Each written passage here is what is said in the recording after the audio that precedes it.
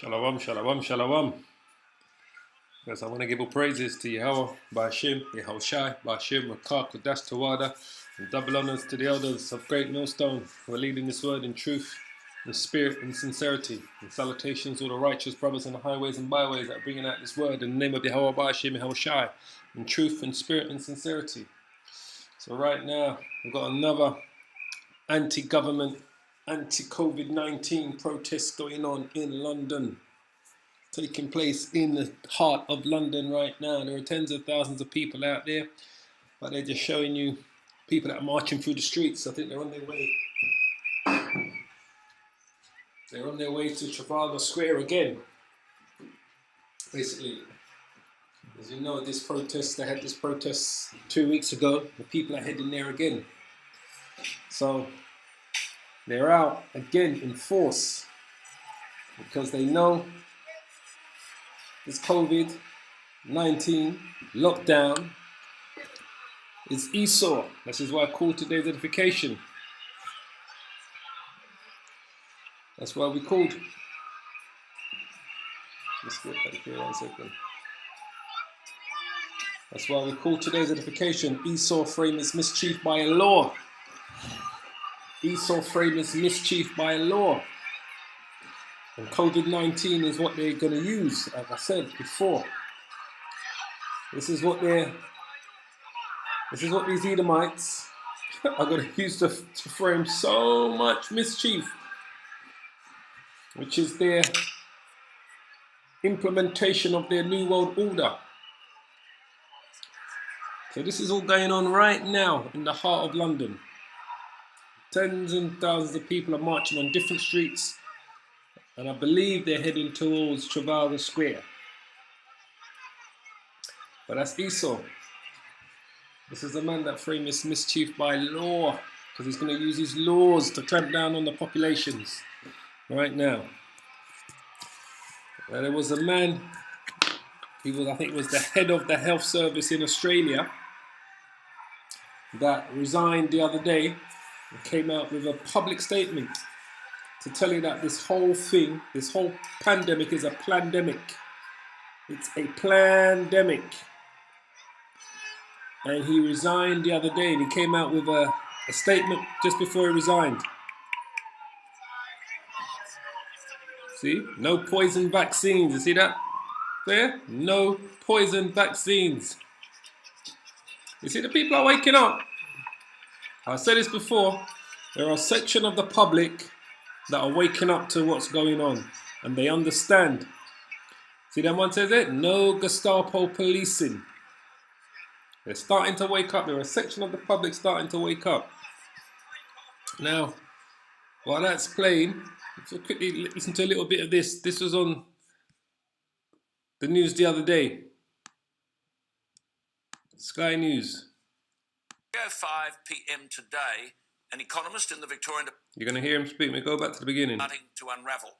It had to happen.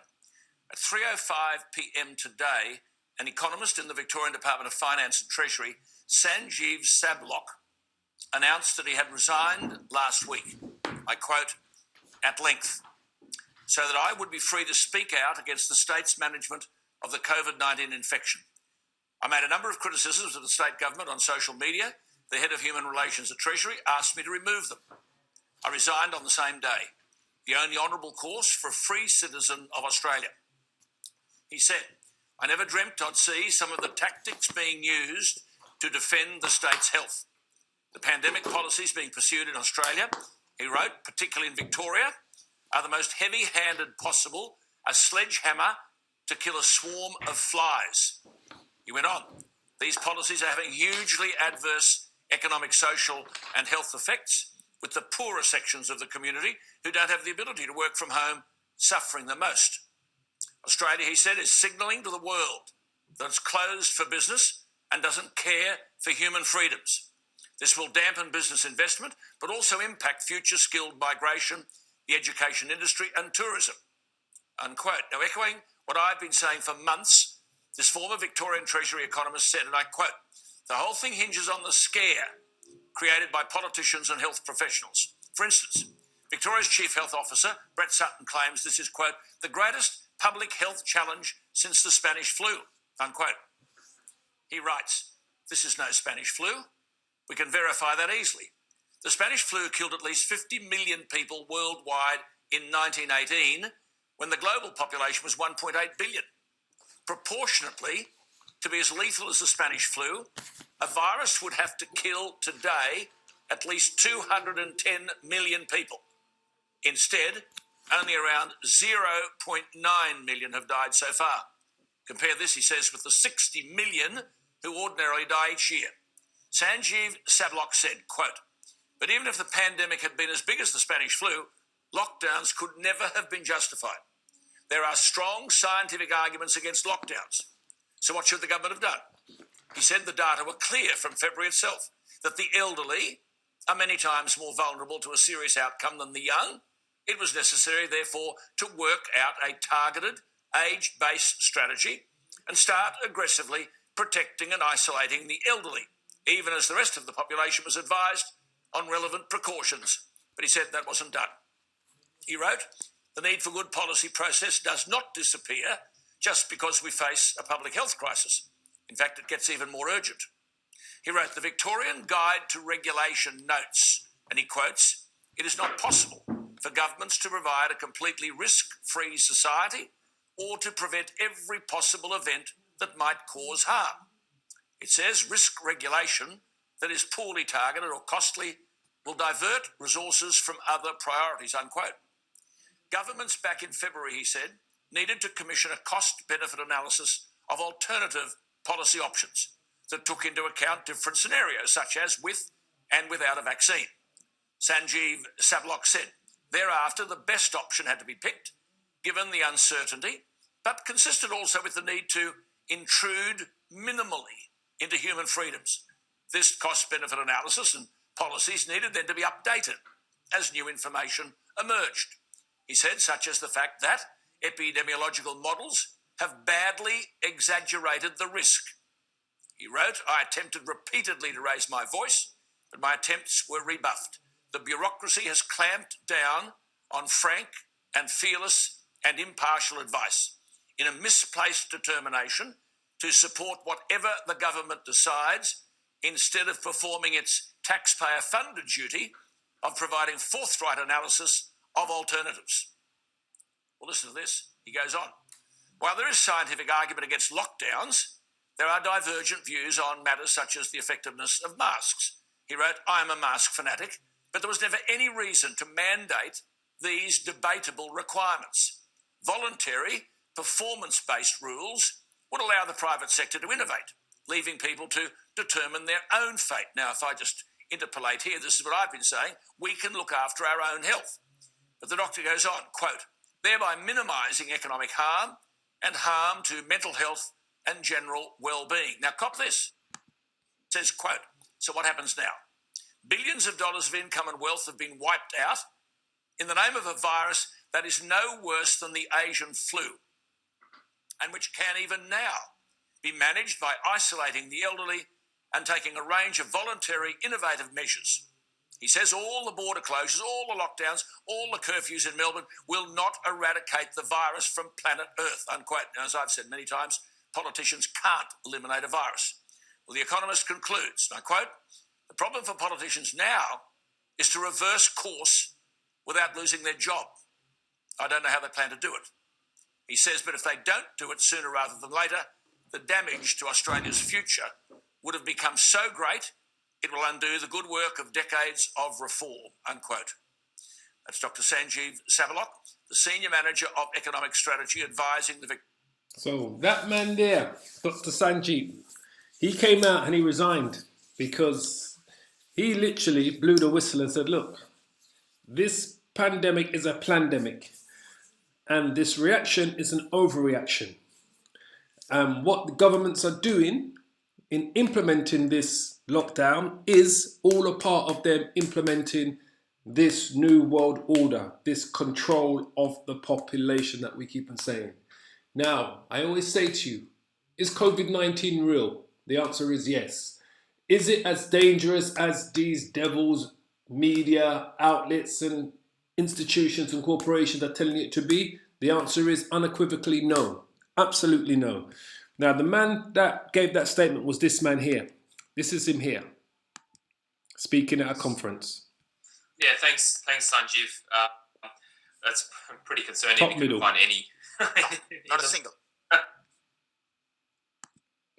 Pandemics are this is not the first pandemic in the history of the world. We have them regularly. They come every 30 years on average. The big ones come once 100 years or something. And so this was a 130-year kind of thing. And that's what our assessment was on 10th of March. It was a moderate level pandemic. That's what they had said, which is absolutely accurate.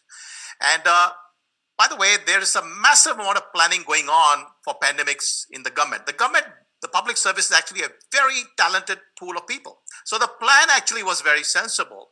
And remember, the public health law requires the details of the reasons to be published. It actually says the chief health officer shall not impose any arbitrary order.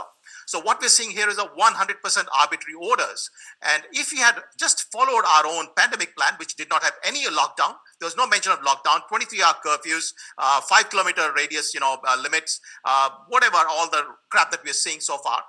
So what we basically have in Victoria is the most arbitrary set of policies that have been imposed by our chief health officer and I think the whole bunch of experts. And I suspect a royal commission is absolutely urgently needed to understand why this happened. And I suspect, as David had mentioned, that the precautionary principle will come out as the excuse. And I would argue that we should, as Victorians and as Australians, abolish the precautionary principle, because this gives everybody an out. And so they can go to the court and say, sorry, we did it as a precaution. But where did the precaution come from? It's in my head. Like, we want to keep the overall level under control. And so there is no reasoning required under the precautionary principle. And that is the most deadly thing that they have in the Public Health Act, as well as in many other acts in Victoria. So overall, I think what we're seeing is absolutely arbitrary orders. Dan, I'm sorry, I can't find, because I've done a lot of science background. I've got a science background, a massive study of all these issues, 17 articles on the topic in the last 6 months. There is not a single measure, public health measure in Victoria in the last 6 months that is justified by the science. Yeah, thanks, Sanjeev. And that's the man there that was resigned, and that the Sky News was speaking about why he resigned, because he knows this whole thing is a complete overreaction, a power grab by the elites and super elites to implement their new world order. So right now, like I said, this is what's going on in London right now. These are the anti-COVID-19, anti-vaccination crew that have been marching all through London all morning. And I think they're on their way to Trafalgar Square. All right?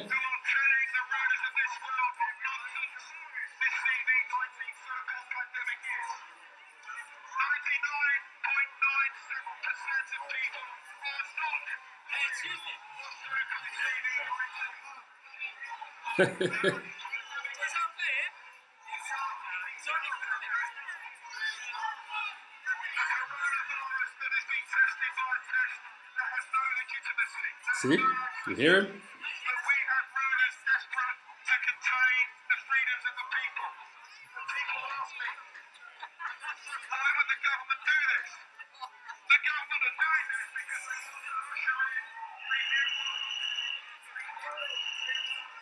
.9% of the population are not dying from this thing.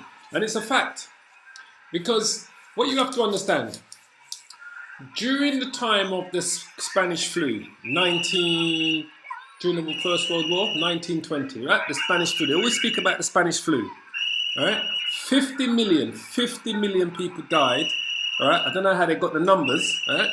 Because there wasn't much of census going on back then, and they did a lot of mass graves, but they said 50 million, right? We're going to go to the numbers. 50 million people died during the Spanish flu, during the 1 year, 1920, right? I think the Spanish flu was 1920. Now, during that time, the world population was 1.8 billion. 1.8 billion. So, 50 million people dying works out to roughly 3% of the whole world global population of 1.8 billion. That's what 50 million would be. It would be roughly around 3%. All right, during the 1 year of the Spanish flu. During the 1 year of COVID-19, just under 1 million people, so they say, because everyone that's died recently of any type of flu virus, they say it's COVID, but we're going to go with what they're saying, right? During the 12 months of this COVID outbreak, they've said just under 1 million people, or we'll just round it off, 1 million people have died from COVID-19, all right? 1 million people. So, 1 million people out of 7.5 billion would be about 0.9%, if that. 1 million people out of 7.5 billion. All right. If that was out of 1 million people out of 100 million, would have been 1%. It's 0.0.9 people. So that's less than 0.1%, 0.1% of the whole population. All right? Just so you understand. Whereas 3%, if 3% have died, if 3% of the world population had died today, we would be talking about, out of 1 billion, that would be 30 million, times that by 7, 3 times 7, it would be 210 million.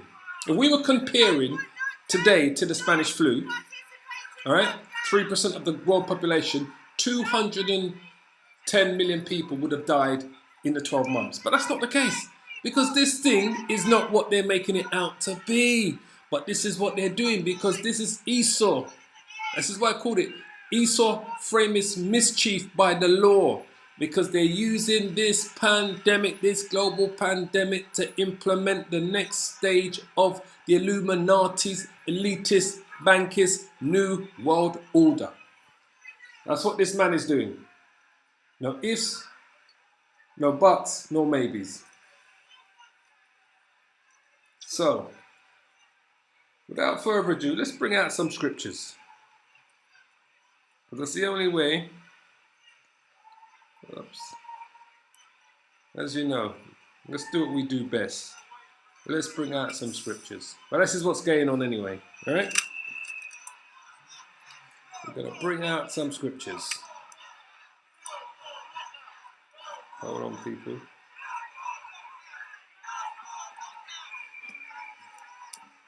They're screaming, no more lockdown, no more lockdown, no more lockdown. We're going to go to the book of Psalms.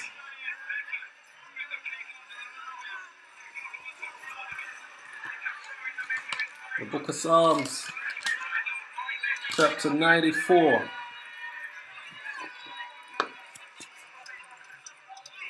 We're going to go to the book of Psalms, chapter 94.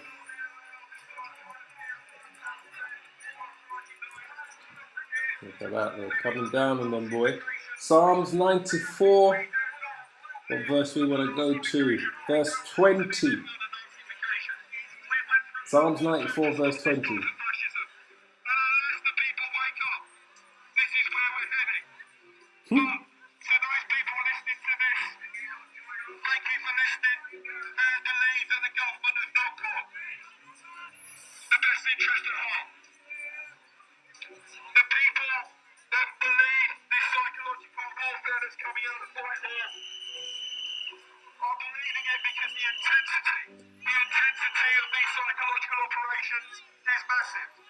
Absolutely. Psalms chapter 94 verse. So we're going to pull out some scriptures, boy. So that's what's going on.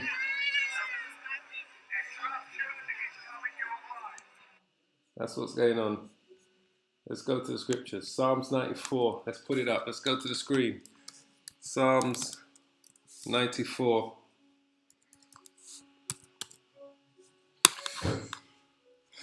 Verse 20. This is what's going on, people. Shall the throne of iniquity have fellowship with thee, which framest what? Mischief by a law. That's why I called it Esau framest mischief by a law. Shall the throne of iniquity. So who's sitting on the throne right now? Who's sitting on the throne right now? Esau. He's the man in charge. shall the throne of iniquity have fellowship with thee, which framest mischief by law? Because this is what he's doing. This man is framing mischief by law. The mischief that he's framing is this COVID-19. I say again, is COVID-19 real? The answer is unequivocally yes. Is COVID-19 as dangerous as the elites, the bankers, the media, your TV, your newspapers telling you it is? The answer unequivocally is no. And that's the reality. They know that, but they are using it. They are getting so much out of this COVID-19. But like I said, people are waking up. Not so much to the truth to understand what's coming, but they're waking up to the ways of this devil that rules the world. But this is what he's doing. He is framing mischief by law. By law. He's going to use law. He's telling you you've got to wear a face mask. Right? He's telling you that when the vaccinations come out, for you to go from A to B, you have to be vaccinated. He's telling you that for your kids to go back to school, they're probably going to have to be vaccinated, or back to the universities. They're quarantining, they're shutting down districts, they're shutting down towns and cities and boroughs. But that's Esau. And he's using his laws to do that.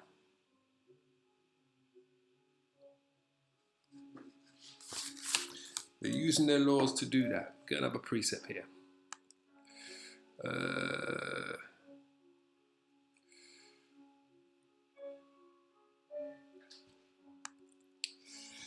Job chapter 15. Job chapter 15. Let's jump down.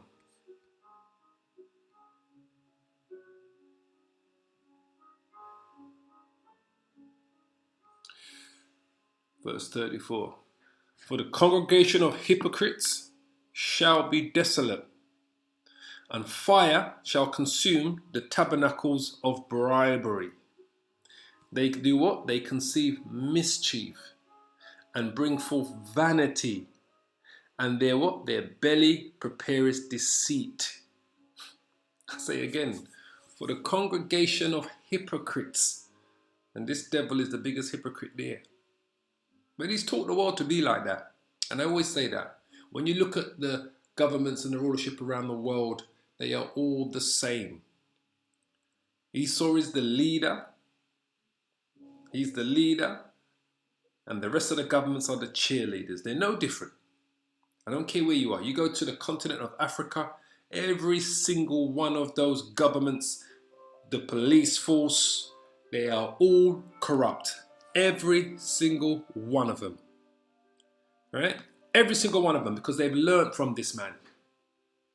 Every single police force in Africa is corrupt. Every single police force in the West Indies or South America is corrupt. Every single government leader, official, politician, they are all corrupt.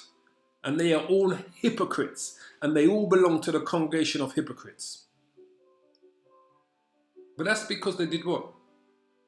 They've committed fornication with this devil. They've become just like him. Remember what the scripture says in the book of Revelations. All of the nations have committed fornication with this devil. So they're all like him.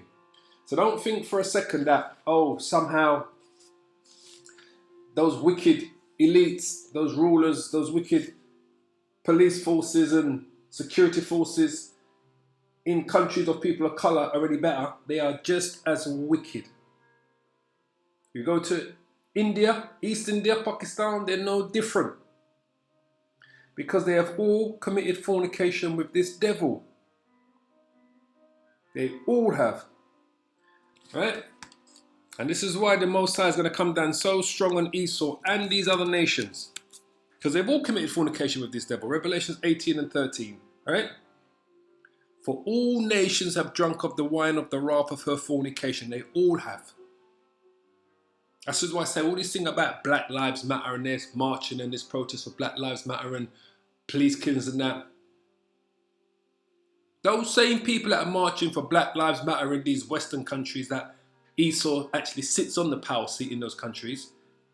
You tell them to go back to Africa and see how those police forces on the continent of Africa would deal with them. They wouldn't stand a chance. They wouldn't last a day. You tell them to go to the West Indies and deal with those police forces in the West Indies. They wouldn't last a day. You think you can protest against those police forces and go to your lawyers and sue them police officers and that? They're even more corrupt than the ones in the Western countries. Those police forces that police the countries on Africa, in the West Indies, and South America, they're even worse than those police forces in the countries that we live in right now. They're worse than the police forces in England, in Europe, in America. Because they have all of these countries, the point I'm trying to get to, all of these nations have drunk the wine of the wrath of the fornication of these Edomites. So they've mastered the art. They've mastered the art of hypocrisy, of wickedness, of iniquity, because they have been taught by Sifu. They have been taught by the grandmaster Sifu, Esau. For all nations have drunk of the wine of the wrath of a fornication, and the kings of the earth have what? Committed fornication with her. Just like I said, all of the leaders have committed fornication with her. That's why they are no better, no better. That's why no one ain't packing their bags to go back and to live in, all those Afrocentrics that think they come from Africa. All those Israelites that believe they come from Africa and call themselves Afrocentrics. They're not packing their bags to leave these Western countries to go and live in Africa, to live in Ghana, Nigeria, or South Africa, Guinea, Egypt, Morocco. They're not packing their bags. They're not packing their bags to go and live in the West Indies.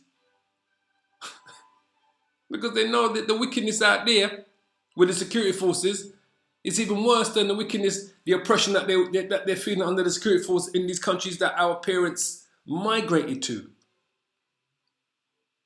They know that. They know that in their heart. They're screaming, Black Lives Matter, Black Lives Matter. Black Lives Matter, my ass. Go to Nigeria, you see how much Black Lives Matter when the police take hold of you and put you in a van and you're gone missing and they torture you. Or they do a mock execution on you. Or they execute you and bury you in some grave somewhere and that. Go to the West Indies where the police are just fire and shot at you, then they're asking questions afterwards. Black Lives Matter, Black Lives Matter, Black Lives Matter is bullshit. Like I said, they've all drunk, all of the nations have drunk the wine of the wrath of fornication of these Edomites. And this is why these countries are just as bad or even wickeder than their masters who created them. And the kings of the earth have what? Have committed fornication with her. That's why those leaders of those other countries don't give a shit about their people. Because they have committed fornication with who? Her. Esau. America. America is that shining light that's exported this wine to these countries. And the merchants of the earth, all of those that are getting rich off of this system that Esau has created, this global world trade organization, they're all getting rich from it. So they don't give a shit about the people.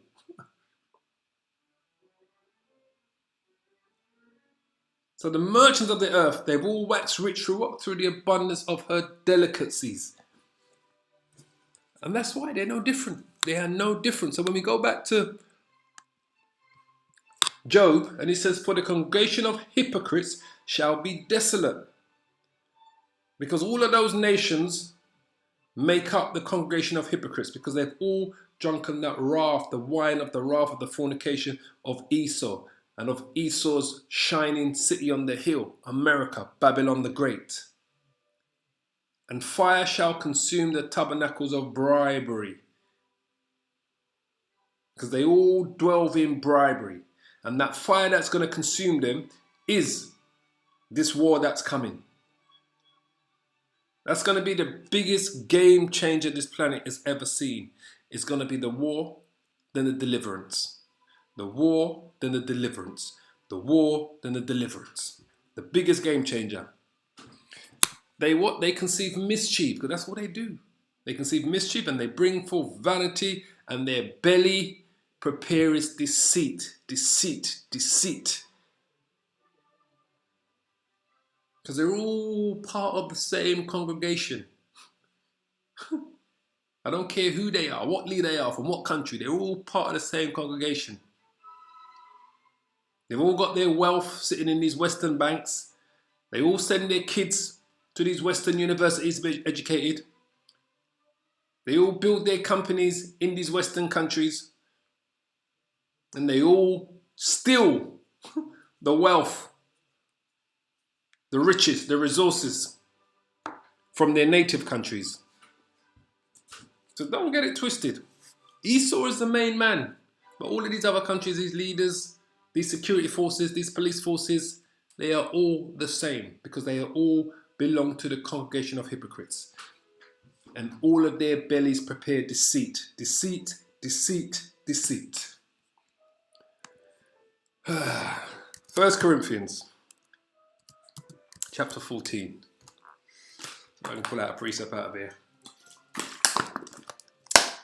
But this is what they do. Esau frameth mischief by law, and everyone's learned by it.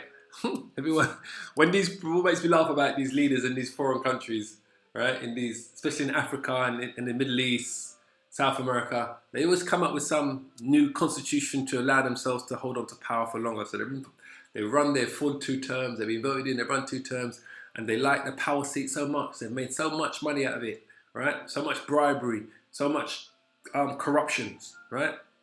They've gained so much power that what's the next thing that they do? They change what they call their constitution to say, I can run for a 3rd term or a 4th term. Or like in the thing like Russia and China, they stay in the power seat forever. Russia changed their constitution so there is no limit. China changed it so there is no limit. Because they're all the same. They're all the same family. They're all the same. That's why the Lord has got to come. He's got to come. He's got to come, and he is coming, and he will come. And he's going to correct this whole place. And this is what we do. But he that prophesies, which is what we do, we prophesy, speaketh unto men to edification and exhortation and comfort. That's what we do. We prophesy to speak unto men for edification, exhortation and comfort. Because this should comfort you to know, to understand what's going on and to know what's coming. All right? We jump down to verse 33, I think.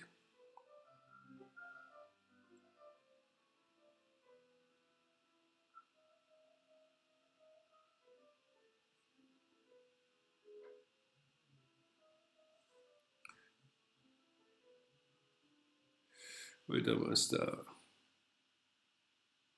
Start verse 29. It says, let the prophets speak 2 or 3, and let the others judge.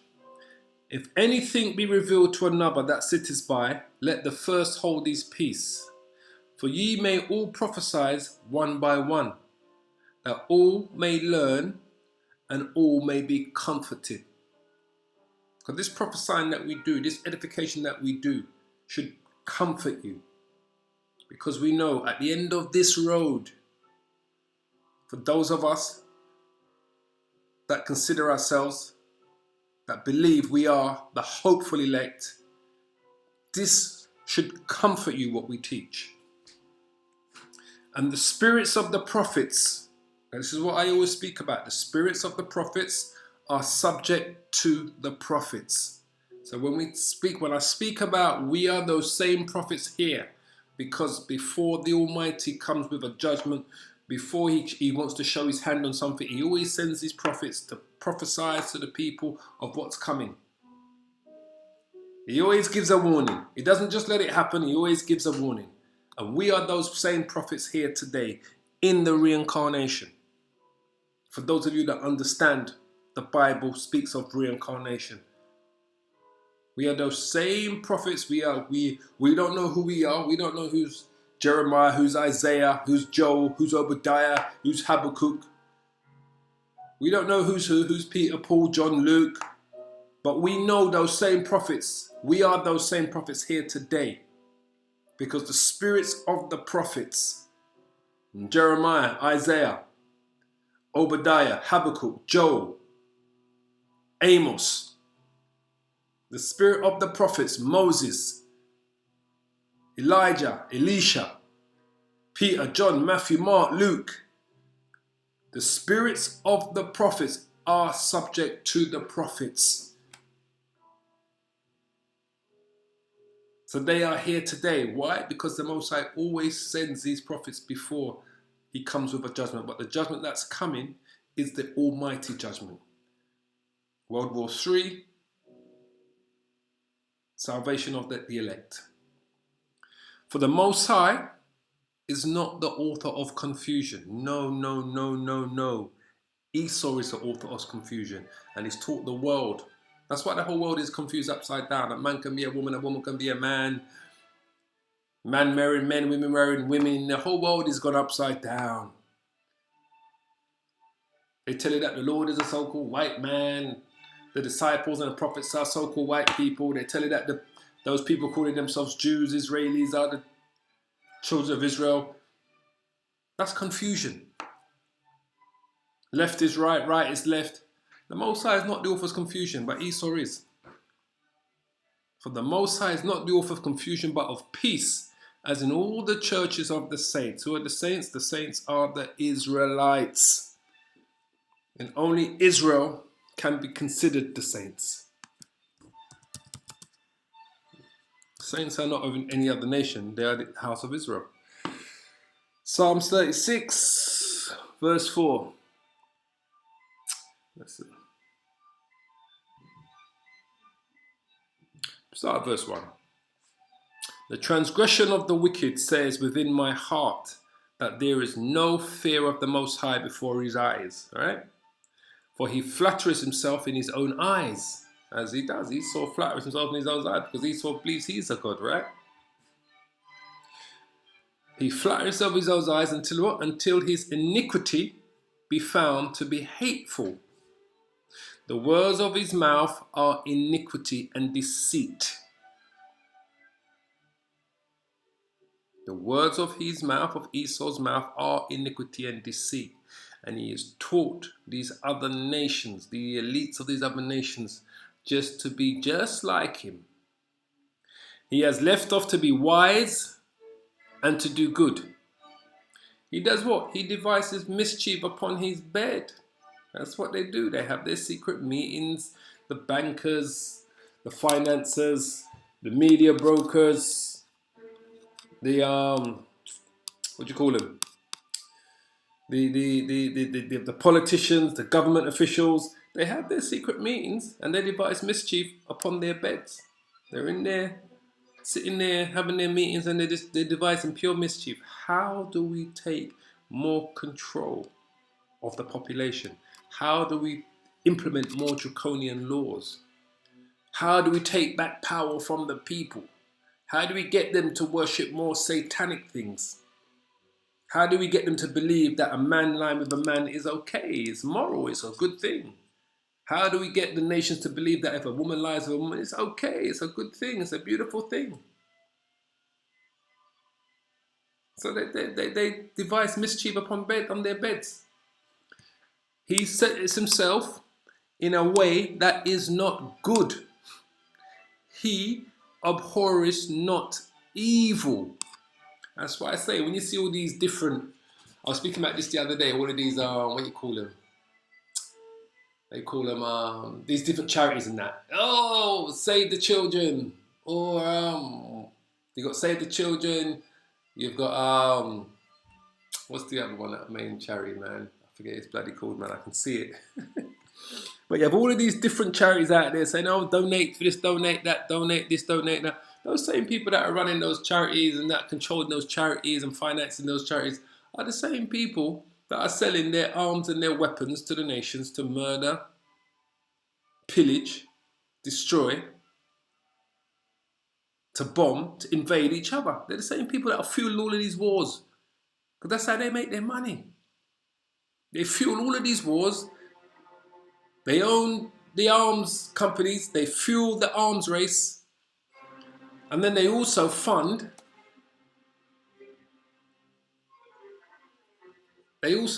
these charities. Oh, save this, we need clean water here, and this and that there, and there's a famine there. It's total bullshit.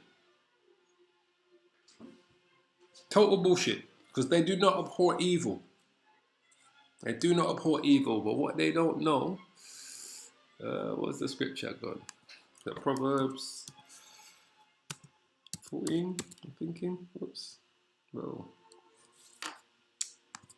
31. Proverbs 14.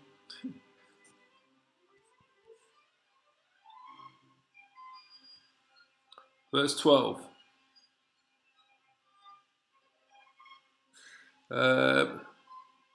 Start at verse 11. The house of the wicked shall be overthrown. So it will be overthrown. The house of the wicked will be overthrown.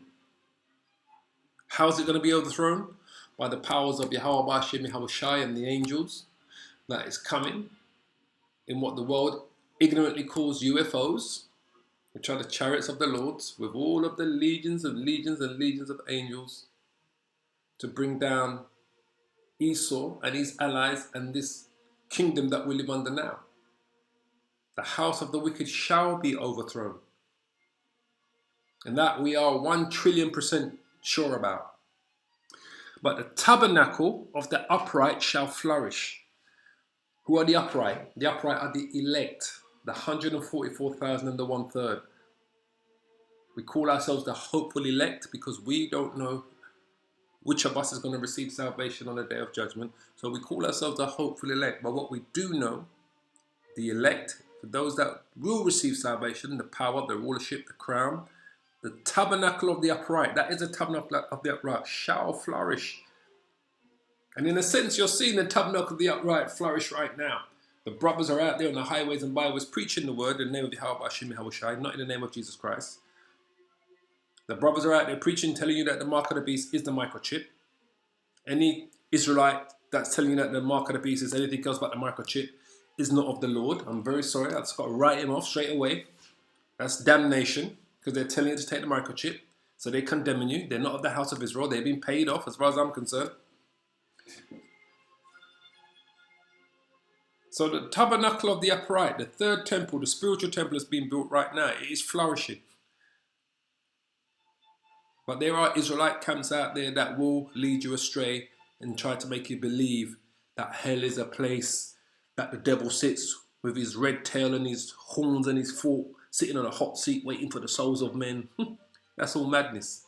That's what they call fables. But the true house of the Lord will flourish. Nothing can stop that.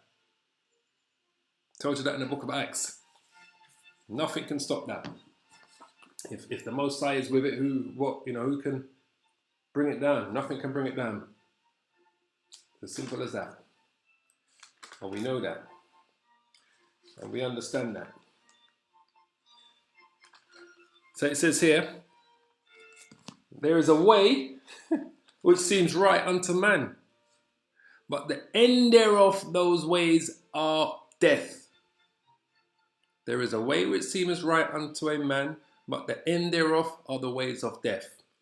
So, like I said, you've got people out there telling you that the mark of the beast is religion, it's the Vatican, it's Christianity, it's all these things, but what it truly is, the microchip. So there is a way which seems right unto man, because they believe it and they've sold themselves that. But the end thereof are the ways of death. Because if you accept the mark of the beast, it is a way of death. You're going to be destroyed. There is no coming back from that. But there are certain organizations, even certain Christian churches don't believe that all of them don't believe that the mark of the beast is the microchip. So there's a way that seems right unto man. So you could apply that to IUIC, Israelites United in Christ. They don't believe that the microchip is the mark of the beast. So there's a way that seems right unto IUIC, but the end thereof are the ways of death, because if you accept the mark of the beast, you will perish. No ifs, no buts, no maybes. Also, we tell you that. But to certain people, they think, oh, no. So that's what we must understand. This, which I'm looking for here. 1 second.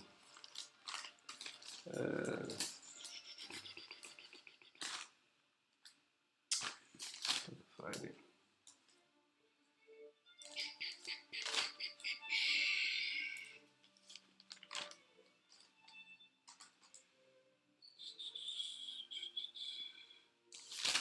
Where is it?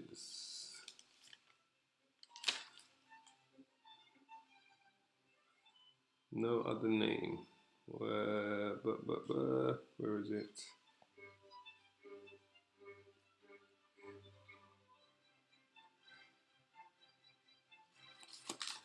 5:31.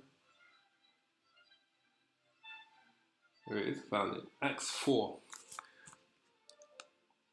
Okay, this is another stumbling block. Acts 4 and 12. Start at verse 11. Acts chapter 4 verse 11. This is the stone which was set at naught of you builders, which has become the head of the corner. Right? That's Yahushai. That's the stone that we're referring to. Neither is there salvation in any other. For there is none other name under heaven given among men whereby we must be saved. You're not going to be saved by keep calling the name of Jesus Christ. There's only one name. It's whether your spirit will lead you to that right name. And we give you that name every time. Yahushai. The Father's name is Yahweh. So we say Yahweh Bashim Yahushai. That's the Father, the Most High, and the Son, Yahushai. In the name of the Son, in the name of the Father and the Son. Yahushai. His name is not Jesus Christ. So that's another stumbling block that you will get. But that's another mischief. That's another mischief. Not necessarily framed by law, but framed by churches and certain camps by trying to tell you that. You know? So let me just a couple more precepts here before we shut this down today. Proverbs 16.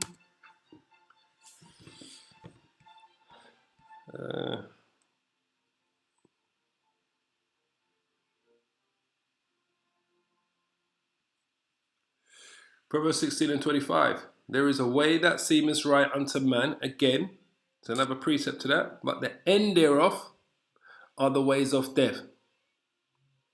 The ends thereof are the ways of death. Alright? Precept again. Proverbs 19. Proverbs 19. Verse 2. Verse 1. It's better to be poor. Better is the poor that walketh in his integrity than he that is perverse in his lips and is a fool. Also, that the soul be without knowledge. It is not good. And he that hasteth with his feet sinneth. The foolishness of man perverses his way, and his heart fretteth against Yahweh. There's a lot of foolishness going on out here. A lot. Jump down to verse 29 here. Judgments which are coming are prepared for scorners, because we get many of those, and they are coming. Believe me when I tell you, those judgments are coming. Are prepared for scorners, and stripes for the back of fools. Judgments are prepared for scorners, and stripes for the back of fools. Right? Acts 13. One more. Let's fling one more precept on you. 1 second. Acts 13.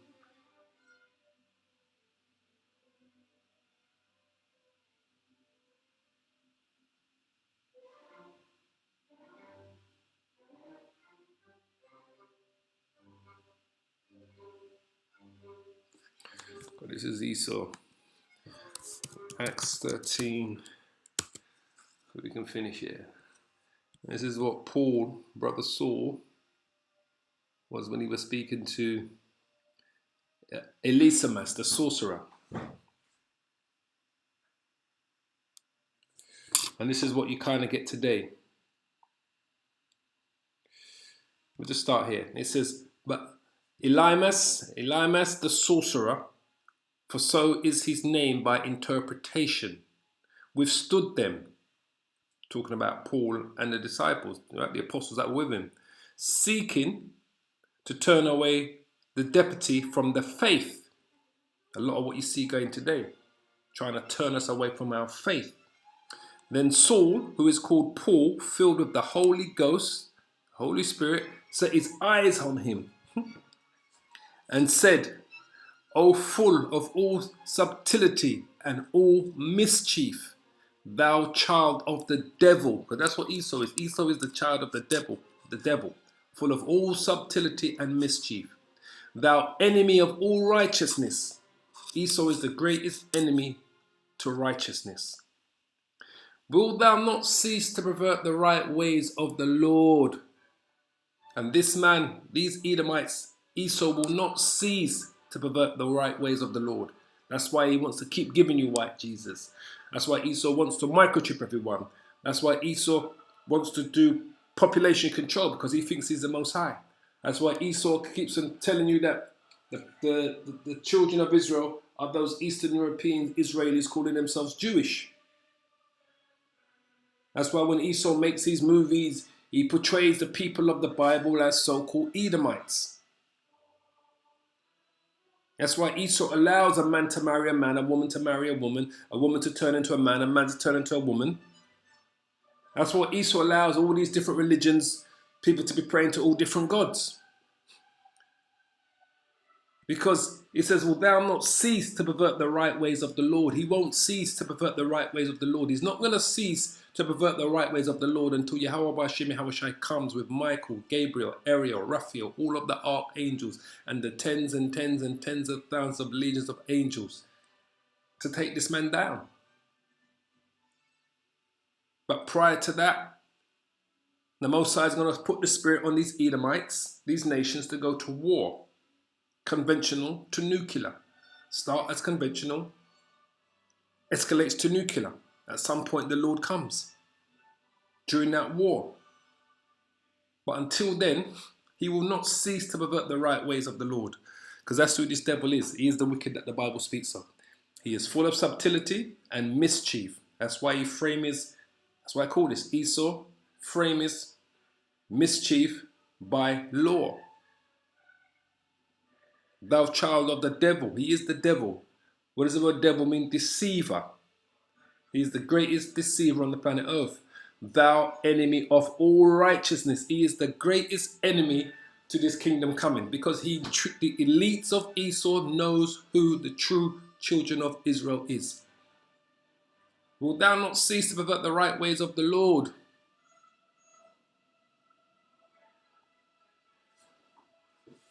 And even though Saul was talking to Eliamas, the sorcerer, at that time, this precept here can also apply to these Edomites. Because everything that Paul was speaking of about Eliamas the sorcerer, today this would apply simply to Esau. He is a man of subtlety. Tell you one thing and do something else. He is a man of mischief. Always up to some kind of fuckery. Always up to some kind of, madness. Always up to some kind of deception. He is a child of the devil. He's the greatest deceiver on this planet Earth. And he's also the greatest enemy against righteousness. That's why we live in the laws that he has created are against the laws of the Bible. And he will not cease to pervert the ways of the Lord. So that can simply apply to Esau, even though Paul was talking to Eliamas at the time when he was trying to deceive Paul's deputies, Barnabas and Silas and all of those that were traveling with Paul at the time. But this can simply apply to Esau today, just so you understand. So, on that note, like I said, they're still out there in London protesting, as you can see. They made their way. I think that's to London. That's down by London Bridge they're at now.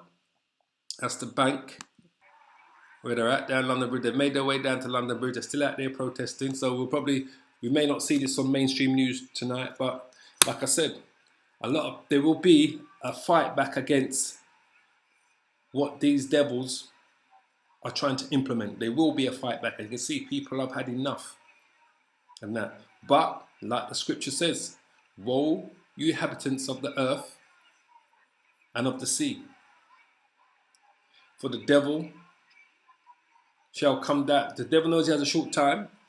I was trying to paraphrase it. As much as there will be a fight back from the people, as you can see, the prophecy says, Revelations 12:12, therefore rejoice ye heavens, and ye that dwell in them. Woe to the inhabitants of the earth and of the sea, for the devil is come down unto you, having great wrath. Why? Because he knows that he has but a short time. Simple as that.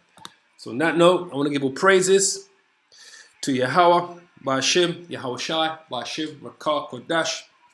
I pray this was an edifying lesson to all the brothers and sisters that tuned in live, and for those of you that may tune in later. As I always say, this is all about enduring this road to the end, because this devil is truly going to come down, especially when he sees the pushback he's getting from the people. He himself is going to get more wickeder on his own people and on the children of Israel. And like I said, all of these other leaders and nations around the world, they have all signed up to Esau's plans. They're all part and parcel of it. Don't think for a second that the leaders in Africa, or the leaders in the West Indies, or the leaders in Far East Asia, the leaders in Australia and those places are any different. They're all signed up to this new world order. They've all signed up to these plans that the bankers and the elites have got in place for the nations. And COVID-19 is going to use as one of the main things they're going to use to implement their next stage, their vaccination, their microchipping, the collapsing of the global system, the collapsing of the money system, the collapsing of the economy. They want the people to be begging for jobs, to be begging for food, to be begging for housing, to be begging for water. So they're going to collapse everything. Just so you understand. So, like I say, I'm going to give all praises to Yahweh, Ba'ashem, Yahweh Shai, Ba'ashem, Rakah, Kodash. Until we meet again, brothers and sisters. Shalom, shalom, shalom.